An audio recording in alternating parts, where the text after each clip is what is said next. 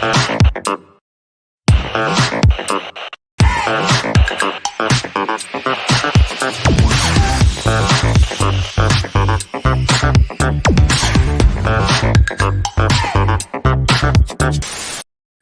welcome back to Off the Curve. Justin Spiro here. And when you are fresh off arguably the worst loss in my Michigan State lifetime as an adult, I've been told the worst loss since 2006, according to Chris Solari in our private conversations.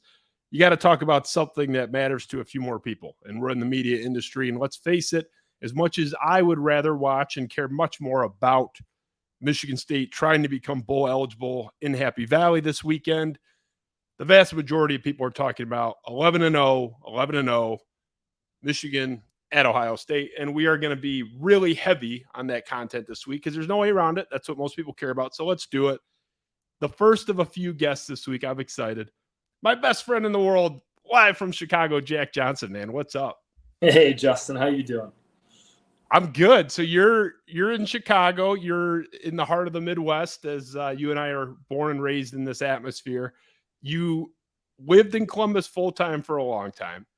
You still have your permanent off-season residence there. Your wife's from there. Obviously, by extension, your in-laws are from there. We're on the doorstep, and there's only been a few games like this. I mean, what Harbaugh's second year, obviously going back to 2006, where it was 1-2. And then this one's in the mix where you're playing for effectively the Big Ten title because the other division is terrible, and a spot in the college football playoff. Every 7 or 8 years, the stakes are this high. How's like the Michigan fan in you doing right now? Are you excited? I don't even think you're probably going to be able to watch it. You may be on a DVR. Like, what's your kind of mentality from the Michigan side? Yeah, you know what? I'm excited. I think it's the way it should be. Two of the most iconic programs with everything in the world at stake, undefeated. I think it's exactly the way that it should be. And I'm a casual fan. I obviously wasn't. I'm not an expert football player, but I think it's great. I root for every Michigan team. I'm a Michigan man, even though I'm living in Columbus, Ohio. So, it's another chance for me to get to root for the Wolverines on the big stage. You've mellowed out big time, as have I. We were a little crazier in our youth, but even in your like kind of pre-professional and early professional days, a little chippy. You understand the rivalry and rivalries in general. More so that I saw, at least from the video evidence, grainy as it is on the Michigan State side. Forgive me, I got to pull this clip. Grainy as it is, I can't believe it shows how old we are that the footage is this bad, but this is what it looked like. This is Jack Johnson playing in a rivalry game back in his college days. Michigan pulls Doeruden. 5-on-5. Johnson with a sandwiching blow on Abdelkader and a penalty coming. Jack Johnson has a reputation for being a hard hitter, playing on the edge, and he takes a run at Justin Abdelkader with under 40 seconds to go. Whoa. We said how these two teams go at one another. Doesn't matter the records. I know it's a cliche, but these guys are some kind of physical when they match up against one another. As they escort Jack Johnson off the ice, there will be no handshake for Jack Johnson at the conclusion of this contest. We could go for an hour of you getting into it with Steve Downey and Canadians booing you like 5-6 years after the fact in Vancouver for a hit that you had done when you were like 14 or 15. But you understand what Michigan's doing right now. You heard in that clip, as grainy as it was, the Michigan State fans just showering you with boos. You're kind of laughing and rolling your eyes. I know hockey's different, but I think the mentality is probably similar. They're both contact sports. You've been in this spot. You've played in a gold medal game against Canada in Canada with people ready to rip your head off. What's sort of different other than the obvious? Like, how does it approach differently in your mind, in your career, going into a rivalry situation, especially in hostile territory?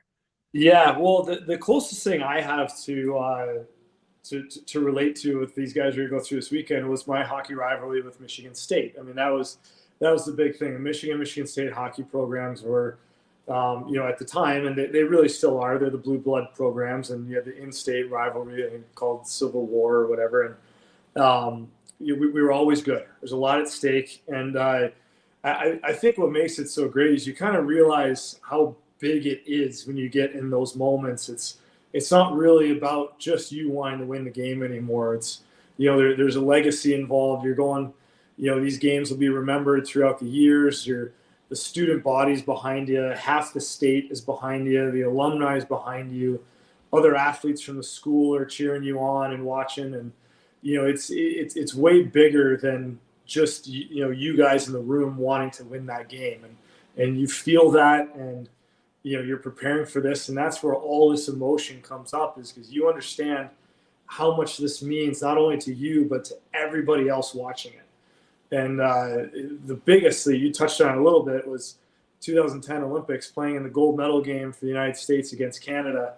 That was, exemplified tenfold with, we got letters from kids all over the country and people all over the country. And you realize, your neighbor who's never watched a hockey game in his life is watching that game, and he's behind you, and he's a hockey fan that day because, you're playing and you represent something that means a lot to him. And or them, and that's what makes it so big and brings up so much emotion for all these players, and you realize it, and it's so cool, really. I mean, that's one of the greatest things in sports, is when you're playing or representing something that's way bigger beyond just you wanting to win that game. And you got a great guest coming on tomorrow who can touch on what it's like to actually be between the sidelines there in this game, but. I can relate a little bit to my rivalry, like I said, with Michigan State in the hockey, and then, some huge rivalries internationally where it's just way bigger and beyond you. To a certain extent, I mean, because there's kind of two ways to approach that type of environment, in particular, the horseshoe, in your case, Canada in the past, Michigan State won a national title when you were in college, so they were rolling. The first approach is kind of embrace it and be almost like play the villain, which seemed to be your tactic in your career. And then there's sort of the more stoic kind of, headphones on, tunnel vision. I think you kind of have to do one or the other, right? I mean, you have to have almost a manufactured edge going in. And because I do think they're not behind the 8 ball, but they're a legitimate underdog. It's a 7.5 point spread. I think that sounds about right. Don't you have to have some sort of intentional mentality going into that? Oh, for sure. Well, I think you got to find, what works for you. I think every athlete's different. Everyone ticks differently. Some guys want to have the headsets on and, listen to their play set and go through their normal routines. Other guys would go into an environment like that and want to actually soak it in and take it in and listen to the boos and kind of take in the scene and kind of the battlefield, so to speak, that you're about to embark on. And I was more that mentality. I wasn't a huge headphone guy and block everything out. I liked kind of feeling like I was taking on everybody, and it just kind of helped fuel the juices before. And but there is a fine line. You got to go into it a little bit calm, cool, and collected, knowing that, when the game starts, the adrenaline's going to kick in. You're going to understand the situation and how big it is. But like you said, I loved playing the villain. I loved, ruining, in the hockey rink, I loved ruining 20,000 people's day that, came to watch. Or, in a rivalry game, it's bigger than that. It's a whole country or, half a state. I loved ruining their night and, embracing that feeling. And then, every other year you get to enjoy being in your home turf and using that crowd. But I always like to embrace the boos. And at the end of the day, I always knew, though, when the puck dropped or, for these guys, when kickoff happens, it's just you and the other guy lined up against you. I've never seen a fan score a goal or score a touchdown. So it's all a mindset going into it, and each kid's going to have to figure out how to best prepare themselves, because everyone's different. I don't know if you remember. I don't know, we were probably 20 years old. We could look it up.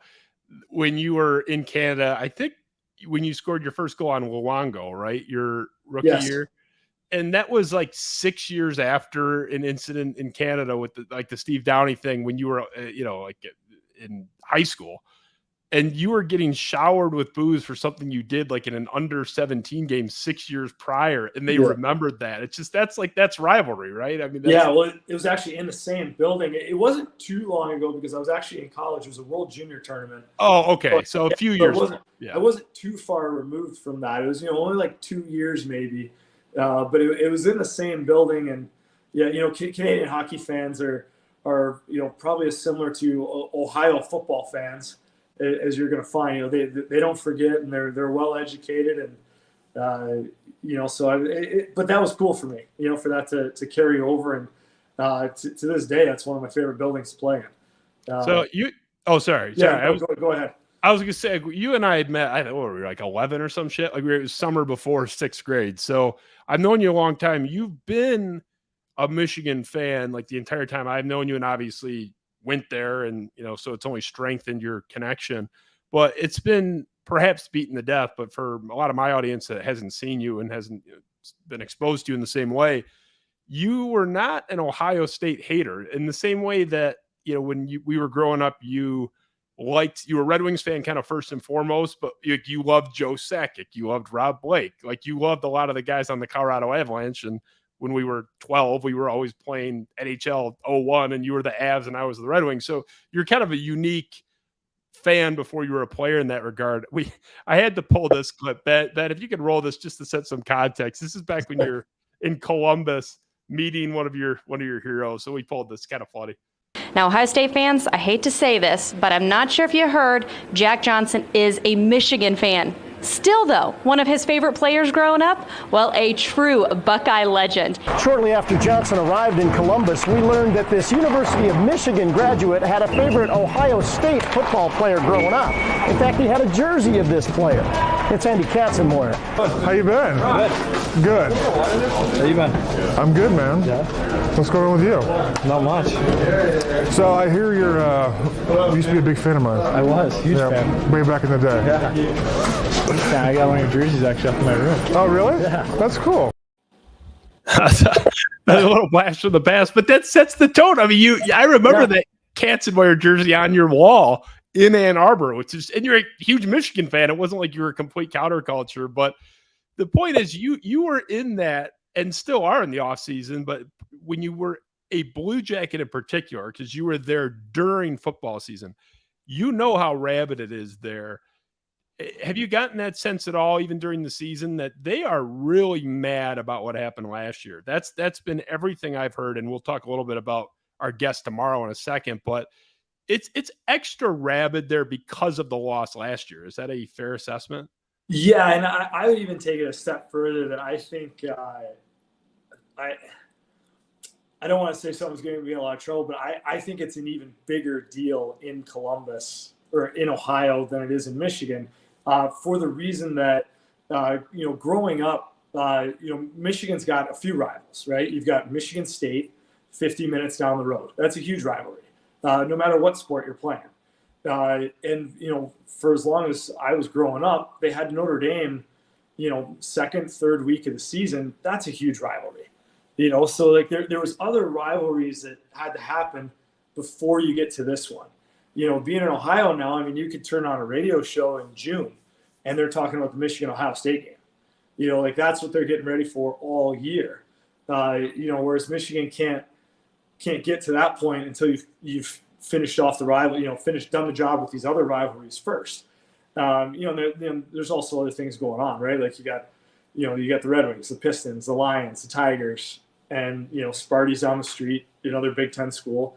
And Michigan, so there's a lot going on, in Columbus, Buckeye football is king. And, that's been very clear to me since the minute I got there. And the big deal is Michigan, Ohio State. So, it's definitely a different dynamic.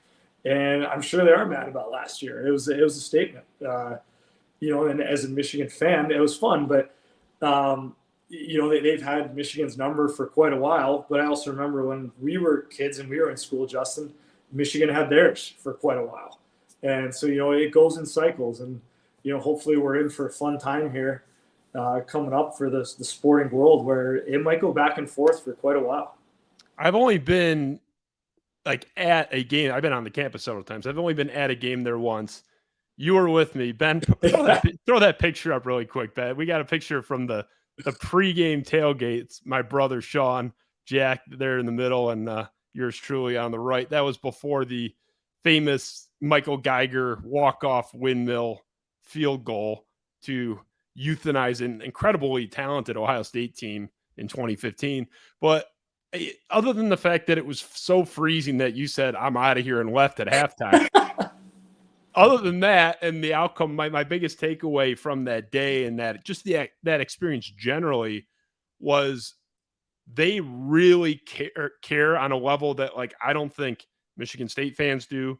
I definitely don't think Michigan fans do. So I agree with you. It was really upsetting to them, but there were multiple people, even after the game, that were saying, like, hey, at least we respect Mark D'Antonio. Like, this could be worse. It could have been Michigan. So, like, this is in the heart of a loss. We just derailed a national championship undefeated favorite on senior day with a couple backup quarterbacks, and they were still like, fuck Michigan. They hate you guys. I mean, it's intense. I don't know if you remember, my phone was dead and you had to pick me up in this like blizzard. And I walked up to an Applebee's, this guy at an Applebee's, and asked if I could borrow his phone, this Buckeye fan.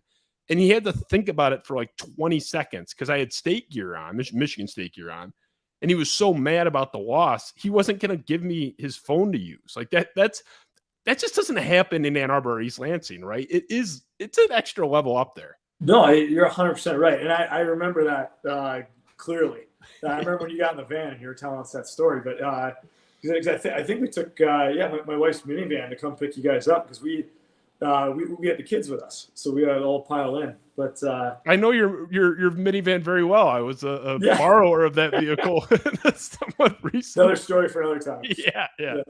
But yeah, no, I think that it's like when you say football's a religion somewhere, it is in Ohio. Yeah, it's just different. And you mentioned our bedazzled guest tomorrow, which, I mean, you're really the booking agent for this show at this point because that was all you.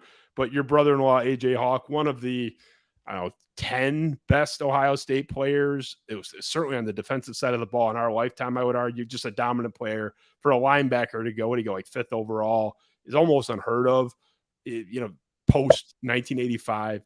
Really impactful guy on that program. And we had a little party for you this summer in Columbus celebrating. Something happened to you. You won something. I can't remember. You had a beer pong tournament or something. But so you win the Stanley Cup. We have this big party for you. My conversation with AJ was very, very brief, to the point where he may not even remember it. But there's a picture of him and I. So to that extent, I know I was next to him. But in our 20-second conversation about this topic, he was telling me that the players around that program, everyone around that program is so used to winning that game because they're all, I mean, the coaches are older, but the players are all 18, 19, 20, 21. They've seen 1 or 2 losses really. And then one of them was Luke Fickell in an interim basis when half the team was suspended for tattoo problems. So it's just, they're so mad about what happened because it's like unfathomable. Like, you lost to Michigan. What the fuck? Like, it's not that sort of coin flip that we, perceive it to be. His take, and I want to dive into it more with him. That's how old we are, right? I know, seriously. Like, I was already feeling old playing that YouTube video. I'm like, God damn, were the cameras that bad in like 06? Jesus. Yeah, well, YouTube just started, man. But I'm just saying, like, it shows how old we are. Like, when I was a kid, and I was remembering like Bianca Batuka and Charles Woodson. Like, that just shows how old the kids playing now. They don't know who those guys are. So that's why I'm just saying, it shows how old we are. Well, we're quite old, but and I'm going to explore this a little bit deeper with AJ tomorrow because it was his point. I mean, it's his point to make, not mine. But I believe that because if you're a 20-year-old kid, and especially if you're from the area, Ohio's such a hotbed. I mean, if you're from Georgia, maybe not as much, but if you're from Ohio, you're probably an Ohio State fan. You're a prominent football player. Everyone's telling you to go there. You go there. You're winning. All you know is not only beating Michigan, most of the games weren't close. There were a couple that were close. 4 out of the 5 games weren't even close during that 20-year stretch. I just think they have, aside from the built-in home advantage, such a big mental edge because they've been hearing this shit for 12 months. Is there any validity to that, like from the athlete perspective, or am I just kind of in la-la land? I don't know if it's a mental edge. There's definitely motivation. I mean, like if I put myself in those shoes from a hockey perspective, you got it handed to you pretty good, in a physical way. So there also might be a sliver of doubt of like, man, they really handed it to us, and we got to be, but like we better be prepared for that type of game. And, we got to raise the bar tremendously if we're going to come out on the other side of this. But there's definitely no lack of motivation, and there's no lack of talent. That's for sure. I think both sides know that. I think there's no lack of talent on either side, but particularly like if we're talking about Ohio State, there's no lack of talent, and there shouldn't be any lack of motivation. I think that they're just going to have a different mindset going into that game. I wouldn't say there's a mental edge. There's just probably more preparation this time going into it. Now, it feels like the stakes are high from a legacy perspective. Obviously, in a vacuum, they're extremely high. You're playing for an Indy berth and a college football playoff berth effectively. But even legacy-wise, because isn't it kind of easy to dismiss Jim Harbaugh and Michigan's turnaround in the context of Ohio State if they lose on Saturday? I mean, that would put them at 1-6. It's like there was this perception that he got the monkey off the back, which I guess he did last year. But if we're looking up in 5 days from now and saying, oh shit, Jim Harbaugh is 1-6 against Ohio State, are we really going to be like, oh yeah, he did his job? I mean, am I being too cynical? I admit I have an anti-Michigan bias, obviously, but he kind of has to win it again is my point, right? Yeah, I mean, again, it's probably hard to beat them 2 in a row. Just like it should be hard for them to beat Michigan 2 in a row. I'm not saying it can't be done. And not only did he get the monkey off his back, he won it, and he proved that he could do it, and he did it in a very convincing fashion. That wasn't a they beat him in triple overtime or hit a 50-yard field goal at the end of the game.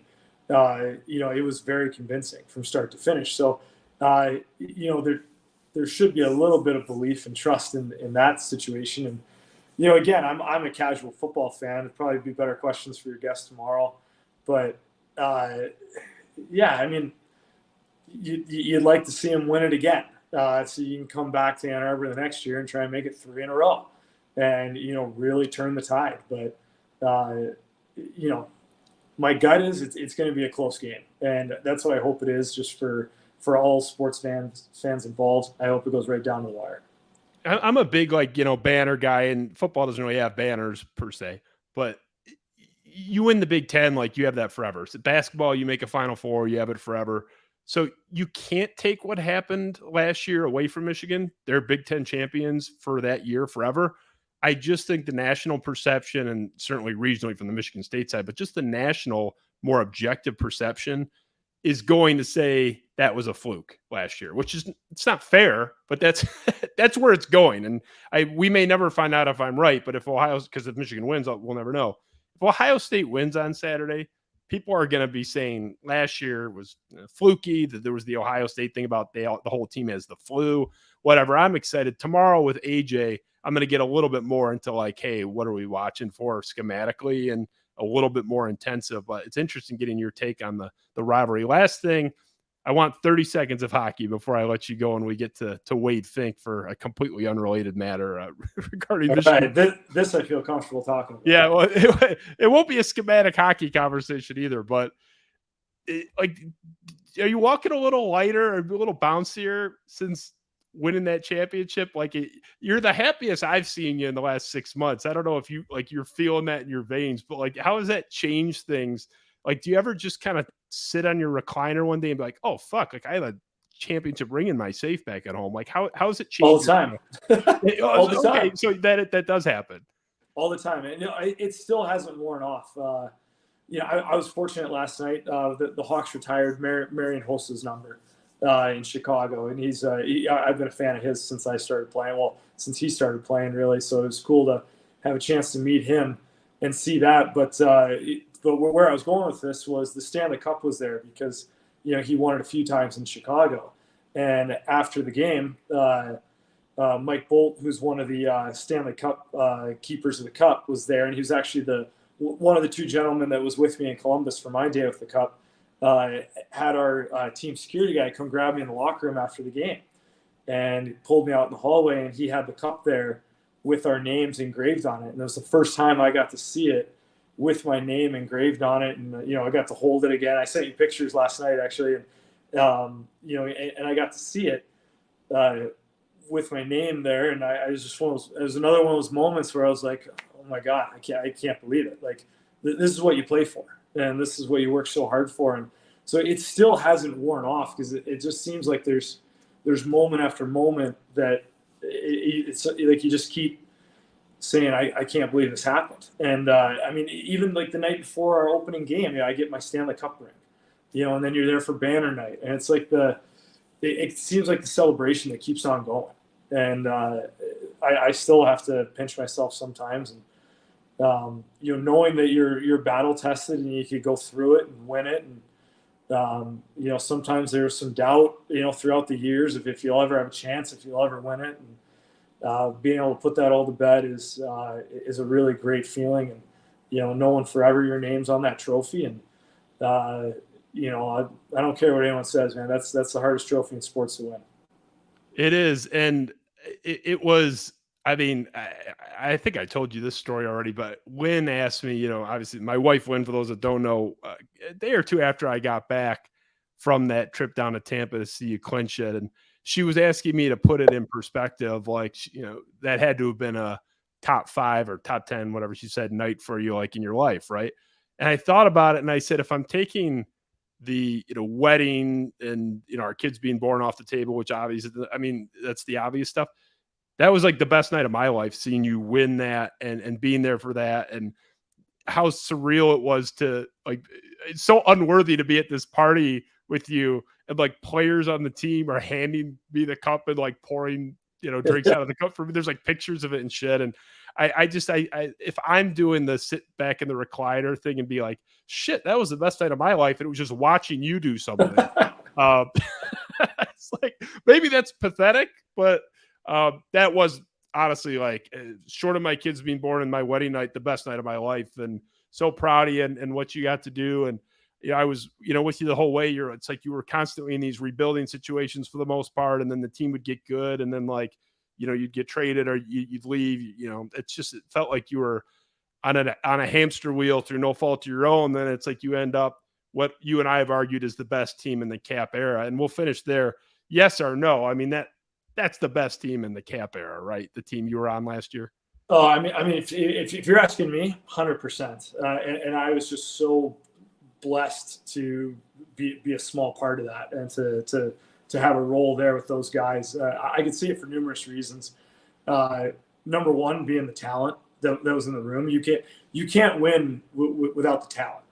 And then, the other piece of that is it was such a close group.